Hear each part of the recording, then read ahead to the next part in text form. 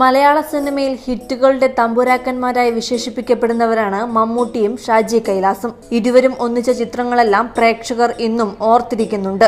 ഇവർ ഒന്നിക്കാനായി പ്രേക്ഷകർ ഇപ്പോഴും കാത്തിരിക്കുകയാണ്.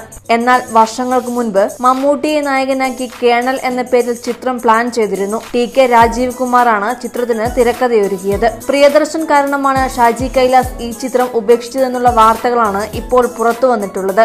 ചിത്രം ഉപേക്ഷിച്ചത് പ്രേക്ഷകർക്ക് വലിയ നിരാശയാണ് നൽകിയത്. പ്രിയദർശൻ ചിത്രമായ മേഘത്തിൽ മമ്മൂട്ടിയെ കേണലായി അവതരിപ്പിച്ചതിനാലാണ് ഷാജി കൈലാസ് ഈ ചിത്രവുമായി മുന്നോട്ടു പോകാതെയിരുന്നത്. മമ്മൂട്ടിയെ കേണലാക്കി പ്രിയദർശൻ സംവിധാനം ചെയ്ത മേഘം ബോക്സ് ഓഫീസിൽ മികച്ച പ്രതികരണമായിരുന്നില്ല നേടിയത്. മമ്മൂട്ടിയും ഷാജി കൈലാസും ഒരുമിക്കുന്ന ചിത്രം ഇനി സംഭവിക്കുമോ എന്നറിയാനുള്ള ആകാംക്ഷയിലാണ് പ്രേക്ഷകർ. ദിലീപിനെയും മമ്മൂട്ടിയെയും ഉൾപ്പെടുത്തി ചിത്രം ചെയ്യുന്നുവെന്ന് പ്രിയദർശൻ അറിയിച്ചിരുന്നുവെങ്കിലും പിന്നീട് അത്തരത്തിലൊരു ചിത്രം ഇല്ലെന്ന് സംവിധായകൻ തന്നെ അറിയിക്കുകയായിരുന്നു. എന്റർടൈൻമെന്റ് ഡെസ്ക്, വർണ്ണാടൻ മലയാളി.